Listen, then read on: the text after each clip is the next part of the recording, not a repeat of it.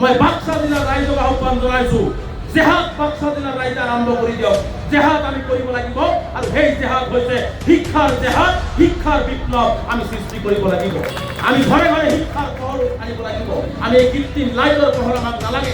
যি ধৰণে আমাৰ সৰু সৰু ল'ৰা ছোৱালীৰ সপোনৰ ঘৰখন ভাঙি দিছে, মই আজিৰ এই জনসভাত কৈ গৈছো, ইয়াৰ অভিশাপ হিমন্ত বিশ্ব শৰ্মাৰ চৰকাৰৰ লাগিব, আৰু এই অভিশাপে এদিনাখন তেওঁলোকৰ ৰাজনৈতিক দৰ্প চূৰ্ণ কৰি পেলাব। মানুহৰ এটপাল চকু পানী মাটিত পৰিছে, আৰু প্ৰতিটো এটপাল চকুৰ পানী এটা এটা ডাঙৰ বৃহৎ এৰোপ্লেনৰ দৰে অভিশাপ হৈ হিমন্ত বিশ্ব শৰ্মাৰ চৰকাৰৰ গাত লাগিব, আৰু এদিন নিশ্চিত পতন হ'ব। মই যদি ভাল মানুহ হ'ব নোৱাৰো, মই তেতিয়া ভাল মুছলমান হ'ব নোৱাৰো। ৱাকাফ আইন বাতিল কৰা, অসমৰ উচ্ছেদিত পৰিয়ালক সংস্থাপন দিয়া, মেডিকেলৰ চিট কাটি লৈছে এইটো বাহাল ৰখা, বসুন্ধৰা 2-3-4 মুছলমানৰ নাম অন্তৰ্ভুক্তি কৰা, সংখ্যালঘুসকলক ভূমিৰ পট্টা প্ৰদান কৰাৰ দাবীৰে 23 তাৰিখ বৰপেটাত বৃহৎ জনসমাৱেশৰ আয়োজন কৰা হৈছে, আৰু এই জনসমাৱেশত আপোনালোকে অংশগ্ৰহণ কৰিব বুলি মই আশা ৰাখিছো। কৰিবনে নাই? কৰিবনে নাই? জাতিবৰ সংকটত আন্দোলন নকৰিলে কিন্তু সমস্যাৰ সমাধান নহয়। সকলো নীতি নিয়ম মানি আমি যদি আন্দোলন কৰো, বাক্সা আৰু বৰপেটা জিলা এটা দিনতে স্তব্ধ কৰি দিব পাৰি। এই কথাটো আমি হিমন্ত বিশ্ব শৰ্মাক জনা উচিত। আপোনালোকক কথা দিছো, মোৰ গাত শেষ বিন্দু তেজ টকালৈকে, শেষ উশাহ টকালৈকে মই এই জাতিটোৰ কাৰণে নেতৃত্ব দিছো, যুঁজিবৰ কাৰণে, আৰু সন্মুখৰ পৰা বাধা আহিলেও যুঁজি যুঁজি যদি মোৰ মৃত্যুও হয়, সেই মৃত্যুক মই আদৰণি জনাই মই আগবাঢ়ি যাম। আপোনালোকক সন্তপ্ত যাতে এই জাতিটো সুৰক্ষিত হৈ থাকে।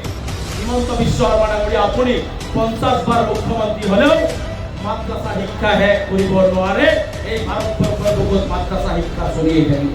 যদি কোনো জাতি, কোনো মানুহে নিজৰ পৰিৱৰ্তন নিবিচাৰে, সেই জাতিটোক স্বয়ং আল্লাহ তাআলাই তাক পৰিৱৰ্তন কৰি নিদিয়ে। এটা সমাজ তেতিয়াই আগবাঢ়ি যাব যেতিয়া নাৰী সমাজ সুস্থভাৱে, সবলভাৱে, সাংস্কৃতিবান হৈ সকলো জ্ঞান লৈ আগবাঢ়ি যাব, তেতিয়া এখন সমাজ পৰিপূৰ্ণ সুন্দৰ সমাজ সৃষ্টি হ'ব। সুন্দৰ নহ'ব, সংকল্প কৰক। ইমান আছে যদি দুখন ভৰিৰে বিশ্ব জয় কৰিব পাৰে, দুখন হাতেৰে লাভলীনা বৰগোহাঁই যদি বিশ্ব জয় কৰিব পাৰে, বাক্সাৰ ছোৱালীও পৰীক্ষাৰে শিক্ষিত হৈ সমগ্ৰ বিশ্ব জয় কৰিব পাৰিব। এই সংকল্প বাক্সাৰ মহিলাসকলেও ল'ব লাগিব। এই সংকল্প আপোনালোকে ল'ব লাগিব। বিকল্প ৰাস্তা নাই। ভাৰতবৰ্ষৰ ধৰ্মীয় সংখ্যালঘুসকলক নিক্ষেপ কৰিব বিচাৰিছে, আৰু 150 মানুহে প্ৰতিবাদ কৰে নে 1000 মানুহে প্ৰতিবাদ কৰে, প্ৰতিজন ব্যক্তিয়ে লাইট অন কৰি মোবাইলৰ পোহৰ দি হিমন্ত বিশ্ব শৰ্মাৰ দিশবোৰত বুজাই দিয়ক যে আমি কিন্তু হাত আউৰি বহি থকা নাই। আই মাতৃ পিতা আবাল বৃদ্ধ ডেকা সকলে ওলাই আহি আমি এই আইনৰ বিৰোধিতা কৰিছো। এই আইন বাতিল হ'বই লাগিব। যিমান মোবাইল আছে চবে অন কৰক, আৰু হিমন্ত বিশ্ব শৰ্মাৰ দিশবোৰত বুজাই দিয়ক, ৱাকাফ আইন আমি নামানো, ৱাকাফ আইন আমি নামানো। এই আন্দোলন চলিছে, চলিব। ভাৰত চৰকাৰ মুৰ্দাবাদ, নৰেন্দ্ৰ মোদী মুৰ্দাবাদ। ৱাকাফ আইন বাতিল কৰক, ৱাকাফ আইন বাতিল কৰক। সংখ্যালঘুৰ ওপৰত অত্যাচাৰ বন্ধ কৰক, সংখ্যালঘুৰ ওপৰত অত্যাচাৰ বন্ধ কৰক। এই আন্দোলন চলিছে, এই আন্দোলন চলিছে। আৱাজ দাও, আৱাজ দাও। জয় অসম, জয় অসম। ধন্যবাদ জনাইছো। আমি মুখ্যমন্ত্ৰী হিমন্ত বিশ্ব শৰ্মা ডাঙৰীয়াক দুৰ্বল চৰ্চক আমি জনাই দিব বিচাৰিছো, আপুনি আজি জনাই দিয়ক যে বাক্সা জিলাত প্ৰতিবাদ হৈছে, আৰু এই মাহতে বৰপেটা জিলাতো বৃহৎ গণসমাৱেশৰ আয়োজন কৰা হৈছে, আৰু বাক্সাৰ পৰা হাজাৰ হাজাৰ সংখ্যালঘু ৰাইজে, আবাল বৃদ্ধ ডেকা গাভৰু আই মাতৃসকলে নিজৰ গাঁঠিৰ ধন ভাঙি হলেও বৰপেটাৰ সেই জনসমাৱেশত আপোনালোকে উপস্থিত হৈ অসম চৰকাৰৰ বিৰুদ্ধে প্ৰতিবাদ সাব্যস্ত কৰিব। কৰিবনে নাই? অহা 23 তাৰিখ অসমৰ সংখ্যালঘু জনগণৰ ৱাকাফ আইন বাতিল কৰা, অসমৰ উচ্ছেদিত পৰিয়ালক সংস্থাপন দিয়া, মেডিকেলৰ চিট কাটি লৈছে এইটো বাহাল ৰখা, বসুন্ধৰা 2-3-4 মুছলমানৰ নাম অন্তৰ্ভুক্তি কৰা, সংখ্যালঘুসকলক ভূমিৰ পট্টা প্ৰদান কৰাৰ দাবীৰে 23 তাৰিখ বৰপেটাত বৃহৎ জনসমাৱেশৰ আয়োজন কৰা হৈছে, আৰু এই জনসমাৱেশত আপোনালোকে অংশগ্ৰহণ কৰিব বুলি মই আশা ৰাখিছো। কৰিবনে নাই? কৰিবনে নাই? জাতিবৰ সংকটত আন্দোলন নকৰিলে কিন্তু সমস্যাৰ সমাধান নহয়। আজি হিমন্ত বিশ্ব শৰ্মা ডাঙৰীয়াই কৈছে যে কোনেও আইন হাতত তুলি ল'ব নালাগে। আমি অসমৰ মুছলমানসকল বিশেষকৈ ধৰ্মীয় সংখ্যালঘুসকল আইনৰ প্ৰতি সদায় শ্ৰদ্ধাশীল। আমি কেতিয়াও আইন হাতত তুলি নলওঁ, মুখ্যমন্ত্ৰী জনা উচিত। যোৱাকালি কৈছে, আকৌ এটা কথা কৈছে যে তেওঁৰ গৃহ বিভাগত ডাঙৰ চোৰ্চ আছিল, কুটাঘাত কৰিব। অসমৰ মুছলমানে কেতিয়াও কুটাঘাতক বিশ্বাস নকৰে। অসমৰ মুছলমান সদায় সমন্বয় ৰক্ষা কৰি নিজৰ অধিকাৰ লৈ জীয়াই থাকিব বিচাৰে। অসমৰ মুছলমানে হিংসা কেতিয়াও বিশ্বাস নকৰে, হিংসাক বিশ্বাসী নহয়। মুখ্যমন্ত্ৰীয়ে জনা উচিত। মুখ্যমন্ত্ৰী এইবোৰ কৈ দিল্লীত ভাল লগাবৰ কাৰণে ডাঙৰ ডাঙৰ কথা তেওঁৰ বক্তব্যত চাব, কেতিয়াবা হিন্দীত মাৰিব, কেতিয়াবা ইংৰাজীত মাৰিব। কাৰণ তেওঁ কিছুমান কথা অকুৱাই পুকাই মিছা কথা ক'ব, আৰু সেইবোৰ কথা যাতে দিল্লীয়ে পায় তাৰ কাৰণে তেওঁ দুই ধৰণৰ ভাষণ দিয়ে, অসমীয়াত দিয়ে বেলেগ, হিন্দী আৰু ইংৰাজীত দিয়ে তেওঁ বেলেগকে। গতিকে বৰ চতুৰ মুখ্যমন্ত্ৰী, বৰ চতুৰ মুখ্যমন্ত্ৰী। গতিকে এই কথাবিলাক আপোনালোকে অনুধাৱন কৰিব। ৰাইজে লগ জোগাইলে নয় হয়। আমি যদি ইচ্ছা কৰো গণতান্ত্ৰিকভাৱে শান্তিপূৰ্ণভাৱে সকলো নীতি নিয়ম মানি আমি যদি আন্দোলন কৰো, বাক্সা আৰু বৰপেটা জিলা এটা দিনতে স্তব্ধ কৰি দিব পাৰিম। এই কথাটো আমি হিমন্ত বিশ্ব শৰ্মা জনা উচিত। গতিকে মই আপোনালোকক আহ্বান জনাইছো, চৰকাৰৰ প্ৰতিটো অন্যায় দুখ লাগে, আপোনালোকে হয়তো পোৱা নাই, হয়তো কেতিয়াবা ভুল বুজাবুজি যেতিয়া গোষ্ঠীগত সংঘৰ্ষ হৈছে তেতিয়া কেম্পবিলাক আপোনালোকে চাইছে, হয়তো পাহৰি যায়। আমাৰ জাতিটো এনেকুৱা যে অতীত আমি পাহৰি যাওঁ।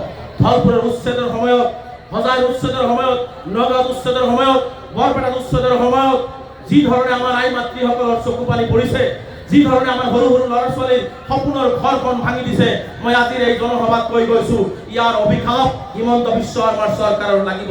আৰু এই অভিশাপেই এদিনাখন তেওঁলোকৰ ৰাজনৈতিক দৰ্প চূৰ্ণ কৰি পেলাব। মানুহৰ এটোপাল চকু পানী মাটিত পৰিছে, আৰু প্ৰতিটো এটোপাল চকুৰ পানী এটা এটা ডাঙৰ বৃহৎ এৰোপ্লেনৰ দৰে অভিশাপ হৈ হিমন্ত বিশ্ব শৰ্মাৰ চৰকাৰৰ গাত লাগিব, আৰু এদিন নিশ্চিত পতন হ'ব। তই অসমৰ মুছলমানে এক লৈ প্ৰতিবাদ কৰা নাই। মই মুখ্যমন্ত্ৰীক কৈছো, প্ৰতিজন মুছলমানে ঘৰত বহি হলেও নেদেখা জনৰ ওচৰত প্ৰাৰ্থনা জনাইছে যে হে আল্লাহ ভগৱান, এই আইন তুমি বাতিল কৰি দিয়া। কৰিছে নে নাই? ৰাস্তাত তললেও কিন্তু প্ৰতিবাদ সাব্যস্ত কৰিছে। ঘৰত বহি প্ৰতিবাদটো কিন্তু মুখ্যমন্ত্ৰী এবাৰ চাই লওক, ঘৰত বহি প্ৰতিবাদ কৰাটো প্ৰতিবাদ। আৰু মই আপোনালোকক কথা দিছো, মোৰ গাত শেষ বিন্দু তেজ থকালৈকে, শেষ উশাহ থকালৈকে মই এই জাতিটোৰ কাৰণে নেতৃত্ব দিছো, যুঁজিবৰ কাৰণে। আৰু সন্মুখৰ পৰা বাধা আহিলেও যুঁজি যদি মোৰ মৃত্যুও হয়, সেই মৃত্যুক মই আদৰণি জনাই মই আগবাঢ়ি যাম। আপোনালোকক সন্তপ্ত যাতে এই জাতিটো সুৰক্ষিত হৈ থাকে।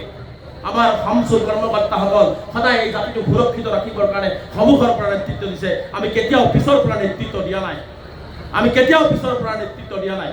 গতিকে মই অনুৰোধ জনাইছো আপোনালোকক, আমচুৱে যেতিয়া যি কাৰ্যসূচী গ্ৰহণ কৰে, গান বাজনা ফূৰ্তি এইবিলাকতো আপোনালোকে পায়ে থাকিব।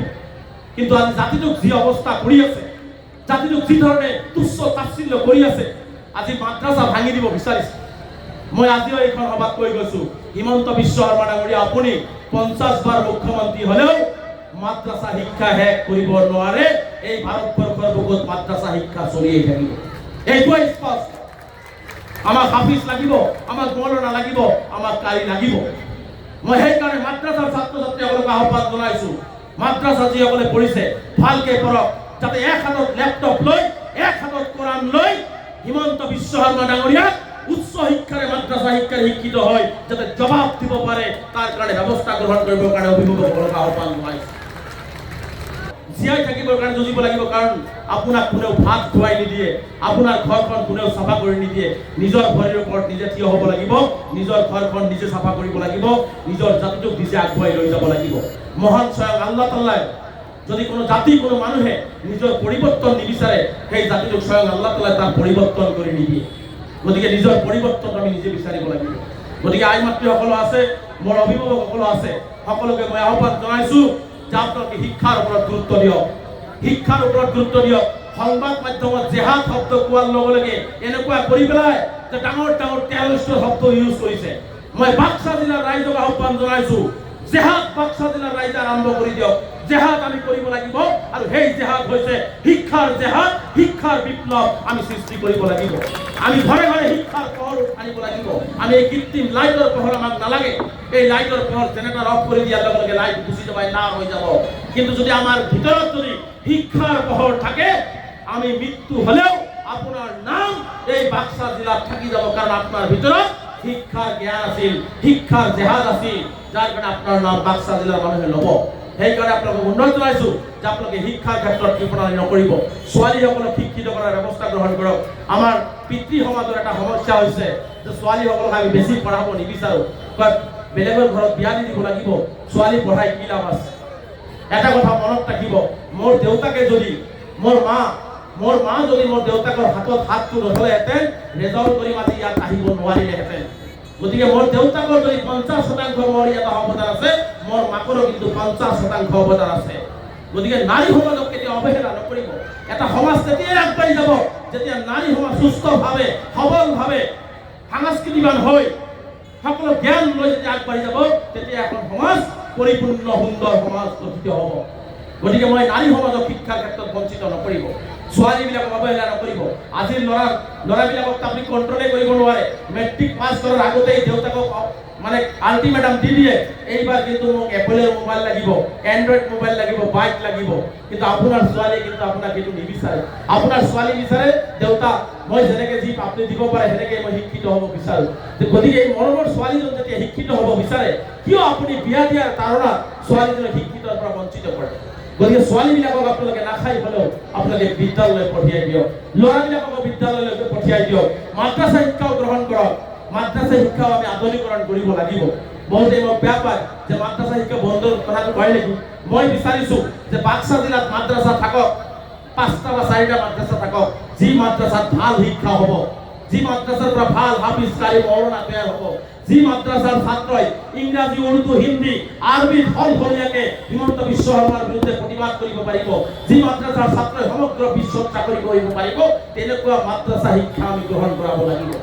গতিকে আপোনালোকে যধে মধে মাদ্ৰাছা সৃষ্টি নকৰি, কাৰণ যধে মধে যদি মাদ্ৰাছা সৃষ্টি কৰি দিয়ে, ৰাতিপুৱা মাদ্ৰাছাৰ হুজুৰে চাউল তুলিবৰ কাৰণে ঘৰে ঘৰে পঠাই দিয়ে, সন্ধিয়া ভাগৰ লাগি যায়, মগৰিবৰ নামাজ পঢ়ি তেওঁ শুই যায়, তাক ভাল শিক্ষা দিয়া নহয়। তাৰ পিছত যেতিয়া পাঞ্জাবী আৰু পাইজামা পিন্ধা শিকে, তেওঁ যে আকৌ এটা মাদ্ৰাছা খুলি দিয়ে, তাৰ পৰা ভাল শিক্ষা হ'ব? ভাল শিক্ষা হ'ব? ভাল শিক্ষা কেতিয়াও নহয়। গতিকে আমি ভাল শিক্ষা দিবৰ কাৰণেও আমি মাদ্ৰাছাবিলাকক আধুনিকৰণ কৰিব লাগিব, যাতে আমাৰ মাদ্ৰাছাৰ ছাত্ৰই মই আগতে কোৱাৰ দৰে এক হাতত কোৰাণ আৰু লেপটপ লৈ নিজৰ অধিকাৰ কাঢ়ি আনিব পাৰে, এনেকুৱা এটা পৰিস্থিতি আমি তৈয়াৰ কৰিব লাগিব। গতিকে মই অনুৰোধ জনাইছোঁ আপোনালোকক যে ল'ৰা ছোৱালীক শিক্ষিত কৰক, ল'ৰা ছোৱালীক মানুহ কৰক। কাৰণ আমি এটা বস্তু গম পাওঁ, যিমান আন্দোলন কৰোঁ, যিমানেই সমস্যা আছে, এই সকলোৰে উত্তৰ আমি হিমন্ত বিশ্ব শৰ্মাক যদি দিবলগীয়া হয়, আমি কলমৰ জৰিয়তে দিব লাগিব। কাৰণ পৃথিৱীত AK-47 পৰা আৰম্ভ কৰি কিমান মৰণাস্ত্ৰ তৈয়াৰ হৈছে, কিমান পাৰমাণৱিক বোমা তৈয়াৰ হৈছে, এই আটাইবোৰ অস্ত্ৰৰ ভিতৰত কিন্তু শক্তিশালী অস্ত্ৰটোৱে হৈছে শিক্ষা। অস্ত্ৰৰ শক্তিশালী ইটোৱে হৈছে কলম। গতিকে সেই শক্তিশালী কলমে পৃথিৱীৰ সকলো অস্ত্ৰক কিন্তু ভেদ কৰি আগুৱাই গৈ আছে।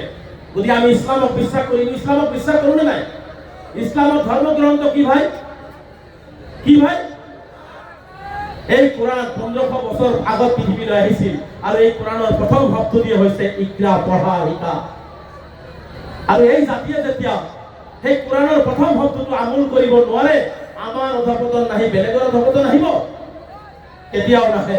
সেইকাৰণে আপোনালোকক কৈছোঁ যে আপোনালোকে শিক্ষাৰ জেহাদ সৃষ্টি কৰি দিয়ক, শিক্ষাৰ বিপ্লৱ সৃষ্টি কৰি দিয়ক, যাতে আমাৰ ল'ৰা ছোৱালীয়ে টেবুলত থপৰিয়াই কোনোবাই চাকৰি দিব নিবিচাৰিলেও যাতে কাগজৰ শক্তি আৰু কলমৰ শক্তিৰে আমাৰ ল'ৰা ছোৱালীয়ে তেওঁলোকৰ চাকৰি আজৰি আনিব পাৰে। গতিকে মই অনুৰোধ জনাইছোঁ আপোনালোকে শিক্ষাৰ ক্ষেত্ৰত গুৰুত্ব দিয়ক। আমাৰ সমাজত বাল্য বিবাহ আছে, বাল্য বিবাহবিলাক বন্ধ কৰক। বহুতেই বাল্য বিবাহৰ প্ৰসংগতা কৰে। মই আপোনাৰ ছোৱালী মানে মোৰ ভনী, মই নিবিচাৰোঁ আপোনাৰ ছোৱালীজনী কম বয়সত মৃত্যু হওক। আপোনালোকে বিচাৰে নেকি নিজৰ ছোৱালীজনীক ডিঙি চিঙি হত্যা কৰিবৰ কাৰণে? ইয়াত মাকসকল আছে, দেউতাকসকলো আছে, মই দেখিছোঁ। বুকুত হাত থৈ কওক, 12 বছৰৰ ছোৱালী বিয়া দিলে সংসাৰ চলাব পাৰিব? সংসাৰ চলাব পাৰিব? যেতিয়া 12 বছৰৰ ছোৱালী আপুনি বিয়া দি দিয়ে, 13 বছৰত সন্তান জন্ম দিয়ে, ছোৱালীজনীও বেমাৰী হয়, সন্তানটোও বেমাৰী হয়, আৰু আমি বৰপেটা মেডিকেল কলেজত ডেইলি লৈ যাবলগীয়া হয়। 6 মাহমান মেডিকেল কলেজ লৈ যোৱাৰ পিছত আমি কান্ধত তুলি শ্মশানলৈকে লৈ যাবলগীয়া হয়, কবৰস্থানলৈকে লৈ যাবলগীয়া হয়, কাৰণ ছোৱালী আৰু নাতিনী মৃত্যু মুখত পৰিছে। আমি ভাল কাম কৰিছোঁ কম বয়সত বিয়া দি। কম বয়সত বিয়া দিয়াৰ কাৰণে অসমত 95% অধিক বিবাহ তালাক হৈ গৈছে, বিচ্ছেদ হৈ গৈছে। কম বয়সত যেতিয়া ছোৱালী আপুনি বিয়া দি দিয়ে, তেতিয়া ছোৱালীৰ ব্ৰেইনে কাম নকৰে, ঘৰত কাম কৰিব নোৱাৰে, বেমাৰী হৈ যায়, শুই পৰে। আৰু যেতিয়া ছোৱালীজনী এটা দুটা তিনিটা চাৰিটা দিনৰ পিছত এক মাহ যেতিয়া বিচনাত বাৰে বাৰে শুই থাকে, যে কম বয়সত ছোৱালীজনী বিয়া দিয়াৰ কাৰণে আমি সেই ছোৱালীজনী বেমাৰী বনাই দিলো, অসুখী বনাই দিলো, যাৰ কাৰণে শুবলগীয়া পৰিৱেশ হৈছে। স্বামীৰ লগত কাজিয়া হয়, শ্বশুৰ শাশুড়িৰ লগত কাজিয়া হয়, আৰু এই সুযোগ আমাৰ অঞ্চলৰ দেৱানীবিলাকে লয়। ল'ৰা পক্ষৰ পৰা 500 লয় আৰু ছোৱালী পক্ষৰ পৰা 500 লয়। হৈছে জ্বৰ, হৈছে কি ছোৱালীজনী কম বয়সত বিয়া দিয়াৰ কাৰণে বেমাৰ, আৰু দেৱানী যায় ৰাতি 3টা বজালৈকে মিটিং কৰে। মিটিং কৰি কি কয় জানে? এই মিয়া তুমি বেদক, তুমি শ্বশুর মানো না, শাশুড়ি মানো না, স্বামী মানো না, হেন্দরে মাপ নাও। আচ্ছা কখন একটা বেমারি ছোৱালী ব্ৰেনে কাম নিদিয়ে, কম বয়সত বিয়া দিয়াৰ পিছত ভৰিত ধৰাই মাপ ল'লে ছোৱালী ঠিক হ'ব? ছোৱালী ঠিক হ'ব? 6 মাহ যেতিয়া বিচাৰ কৰি দুপক্ষৰ দেৱানীয়ে মোটামুটি 6-7 হাজাৰ টকা খাই দিয়ে, লাষ্টত যেতিয়া নোৱাৰে বৰপেটা ৰোডত মাতি নি কয় আমি আৰ পাৰলাম না, বৰপেটা কৰে নিয়ে যাওগা, ডিভোৰ্স কৰে দাও। হৈছে না আমাৰ মাজত? গতিকে এইবোৰ বন্ধ হ'ব লাগিব। আপোনাৰ ছোৱালী মোৰ ছোৱালী, মোৰ ভনী, আপোনাৰ ভনী মোৰ ভনী। মই বাক্সা জিলাত কৈ গৈছো, এই মেছেজ আপোনালোকে প্ৰতিজনে দি দিব যে পইচাৰ কাৰণে পঢ়াব পৰা নাই, পইচাৰ কাৰণে আপুনি বিয়া দিব বিচাৰিছে, আমচুক আপোনালোকে খবৰ কৰিব। আমচুৱে যদি বৰপেটা মেডিকেল কলেজত যদি টেষ্ট বিক্ৰী কৰিব লগা হয়, সেই পৰিৱেশ তৈয়াৰ কৰি হ'লেও আপোনাৰ ছোৱালীক উপযুক্ত শিক্ষাৰে শিক্ষিত কৰি আপোনাৰ ছোৱালীক বিয়া দিয়াৰ কাৰণে সকলো ব্যৱস্থা আমচুৱে গ্ৰহণ কৰিব। তথাপিতো কম বয়সত আপোনালোকে বিয়া নিদিব, কম বয়সত বিয়া নিদিব। মৰমৰ ছোৱালীজনী কিমান বেয়া কিয় পায়? ছোৱালী হ'লে মুখ কচাই দিয়ে, ছোৱালী হ'লে স্বামী ঘৰত নাহে, ল'ৰা হ'লে ফূৰ্তি মিঠাই খায়। যদি ছোৱালীবিলাকৰ প্ৰতি এই অৱহেলা কেতিয়া কিয় কৰিম? আজিৰ সমাজ ব্যৱস্থাত আজি ছোৱালীয়ে কি কৰিব নোৱাৰে, ছোৱালীয়ে কি কৰিব নোৱাৰে, পৃথিৱীত কি কাম নাই। সুনিতা উইলিয়াম যদি 8 মাহ যদি মহাকাশৰ ওপৰত উৰিব পাৰে, তাতো ল'ৰা নহয়। এজন ছোৱালীয়ে মহাকাশত গৈ পেলাই 8 মাহ তেওঁ আবদ্ধ হৈ থাকিলে, তাৰপিছত তেওঁ পৃথিৱীলৈ জীৱনতে উভতি আহিছিলে। চাওক সাহস কিমান, সাহস কিমান। ছোৱালীয়ে দেশ চলাই আছে। আজি ভাৰতৰ প্ৰথমগৰাকী নাগৰিক হৈছে ছোৱালী, আজি ৰাষ্ট্ৰপতি। গতিকে আমাৰ বাক্সাৰ ছোৱালীয়ে কিয় নোৱাৰিব? গতিকে সংকল্প লওক, কেতিয়া দুৰ্বল নহ'ব। সংকল্প লওক। হিমা দাসে যদি 2খন ভৰিৰে বিশ্ব জয় কৰিব পাৰে, 2খন হাতেৰে লাভলীনা বৰগোহাঁই যদি বিশ্ব জয় কৰিব পাৰে, বাক্সাৰ ছোৱালীও সুশিক্ষাৰে শিক্ষিত হৈ সমগ্ৰ বিশ্ব জয় কৰিব পাৰিব।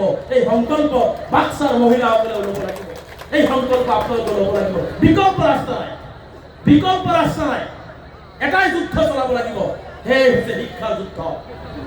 চেলেঞ্জ ল'ব লাগিব, ঘাত প্ৰতিঘাত আহিব, তাৰ মাজেদি ওলাই যাব লাগিব। আপুনি এন্ধাৰৰ পিছত সেই পোহৰ পাব, আৰু সেই এন্ধাৰৰ পিছত পোহৰ পাবৰ কাৰণে যদি ভাঙি চিঙি সকলো পেলাই দি যাব লাগে, ধুমুহাৰ যদি আগবাঢ়ি গৈ আমি সেই পোহৰ আজৰি আনিব লাগিব। এই সংকল্প আমি ল'ব লাগিব। গতিকে লক্ষ্যবিহীন জাতি হৈ লাভ নাই। এই জাতিটো আমি হৈছো লক্ষ্যবিহীন জাতি। চাহ খোৱা জাতি, আনক সমালোচনা কৰা জাতি, ইলেকশ্যনৰ সময়ত 50 টকা বিক্ৰী যোৱা জাতি হৈ পৰিছো আমি। আৰু আমি আমাৰ লক্ষ্য নোহোৱা হৈ গৈছে, যাৰ কাৰণে হিমন্ত বিশ্ব শৰ্মাই আঙুলি টোৱাব পাৰিছে। সেইকাৰণে আজিৰ পৰা সংকল্প লওক, আমি লক্ষ্য ল'ব লাগিব। কোনোবাই আঙুলি টোৱালে আঙুলি বেকা কৰি দি হ'লেও আমি আগবাঢ়ি যাব লাগিব। সেই লক্ষ্য আমি ল'ব লাগিব। গতিকে মই সকলোকে অনুৰোধ জনাইছো যে আপোনালোকে লক্ষ্যবিহীন জাতি নহ'ব। লক্ষ্যবিহীন জাতি কেতিয়াও সফলতা অৰ্জন কৰিব নোৱাৰে। মই শেষত আৰু এটা কথা কৈ গৈছো, আজি মুছলমান সমাজত ড্ৰাগছ মদ হাৰাম হয়নে নাই? জনাব হয়নে নাই? যেতিয়া মুছলমান সমাজে ড্ৰাগছ আৰু মদ গ্ৰহণ কৰিছে, ইয়াতকৈ আৰু দুৰ্ভাগ্যজনক কথা হ'ব নোৱাৰে।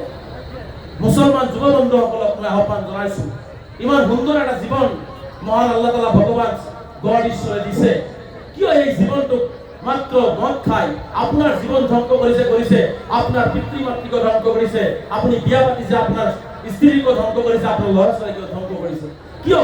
পৃথিৱীত আমি হৈছো আটাইতকৈ মানুহ হৈছে আটাইতকৈ সুন্দৰ জীৱশ্ৰেষ্ঠ। সেই মানুহ আমি মদ খাই ড্ৰাগছ খাই নিজৰ জীৱনটোক আমি কিয় পংগুত্বৰ মাজলৈ লৈ গৈছো? মদ আৰু ড্ৰাগছ কিন্তু কেঞ্চাৰ বেমাৰতকৈ ভয়াৱহ। আপোনালোকে সংকল্পবদ্ধ হওক যে এই বাক্সা জিলাত আমি সকলোৱে মিলি আমি মদ আৰু ড্ৰাগছ একেবাৰে নোহোৱা কৰি পেলাই দিম।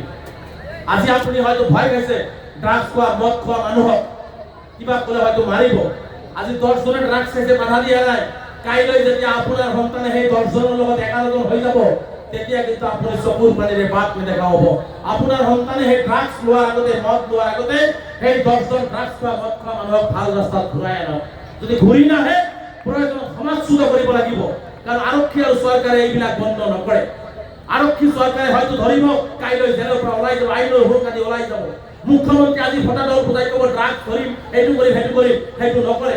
কাৰণ মুখ্যমন্ত্ৰী কি আহে যায়, তেওঁ এনেও মাৰিব বিচাৰিছে, সংখ্যালঘু জনগোষ্ঠীটো শেষ কৰিব বিচাৰিছে। মদ খাই সংখ্যালঘু জনগোষ্ঠী শেষ হৈ যায়, তেওঁ কোন আহে যায়। গতিকে এই কথাবোৰ বুজিব লাগিব আমাৰ সমাজ ব্যৱস্থাই। গতিকে আমাৰ সমাজ ব্যৱস্থাক মই আহ্বান জনাইছোঁ যে আপোনালোকে আহক, আমি মিলিজুলি আমাৰ সমাজৰ পৰা কুসংস্কাৰ, জুৱা, মদ, ড্ৰাগছ, বাল্য বিবাহ আমি একেবাৰে নোহোৱা কৰি দিওঁ। পাৰিবনে নাই? হাত ডাঙৰ কৰিব পাৰিবনে নাই? পাৰিবনে নাই? চবে হাত ডাঙৰ বন্ধ কৰিবনে নাই? গতিকে মই আশা কৰিম যে আপোনালোকে সমাজৰ পৰা মদ, জুৱা, ড্ৰাগছ বন্ধ কৰিব, নাৰী শিক্ষাৰ ওপৰত গুৰুত্ব দিব, আপোনাৰ ঘৰখন আপুনি পৰিৱৰ্তন কৰাৰ চেষ্টা কৰিব।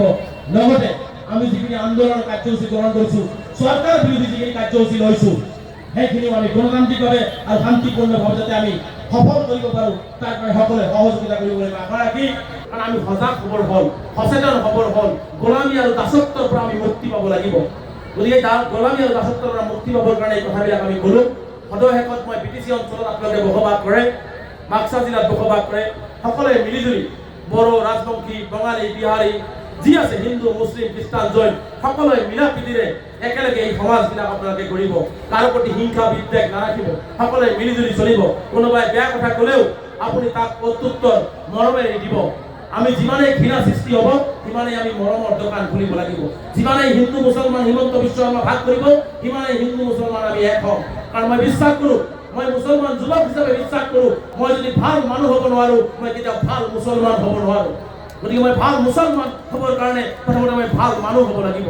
গতিকে আমি ভাল মানুহ হৈ সকলো জাতি জনগোষ্ঠীৰ লগত আমি হিমন্ত বিশ্ব শৰ্মাৰ অসম আমাক নালাগে। যিখন অসম হিন্দু মুছলমানৰ অসম কৰি পেলাইছে, যিখন অসমত হিংসা বিদ্বেষৰ অসম কৰি পেলাইছে হিমন্ত বিশ্ব শৰ্মা ডাঙৰীয়া, সেইখন অসমক বস্তাত ভৰাই আমি ব্ৰহ্মপুত্ৰত পেলাই গুৰুজনা শংকৰদেৱ, গুৰুজনা মাধৱদেৱ, গুৰুজনা আজান ফকীৰে কৰি যোৱা সেইখন অসম অসমৰ মুছলমানে ঐক্যবদ্ধভাৱে কৰিব বুলি মই আশা ৰাখি মই মোৰ বক্তব্যৰ ভুল ত্ৰুটি মাৰ্জনা বিচাৰি সদৌ শেষত সকলোৱে আমচুক সহযোগিতা আগবঢ়াব বুলি আশা ৰাখি আমাৰ কাৰণে দোৱা কৰিব, যাতে আমি সৎ আৰু নিষ্ঠা সহকাৰে জাতিটো সেৱা আগবঢ়াব পাৰোঁ। এই কথাখিনি আপোনালোকৰ পৰা দোৱা বিচাৰিছোঁ, আশীৰ্বাদ বিচাৰিছোঁ। আৰু এটা প্ৰতিশ্ৰুতি দিছোঁ, কাৰো ধমকি, কাৰো ভাবুকি আমচুক কোনোদিন পিছ হুহুকি অহা নাই। আৰু ভৱিষ্যতেও কাৰো ধমকি আৰু ভাবুকি, কোনো দমন নীতিক ভয় নকৰাকৈ আমচুৱে নিজৰ অধিকাৰৰ কথা অসমৰ মাটিত, ভাৰতবৰ্ষৰ মাটিত কৈ যাব, যেতিয়ালৈকে আমি আমাৰ প্ৰাপ্য অধিকাৰ আমি নাপাওঁ। এইখিনি কথা কৈ মই মোৰ বক্তব্য সামৰিছোঁ। আমচু জিন্দাবাদ, খুদা হাফিজ, জয় অসম।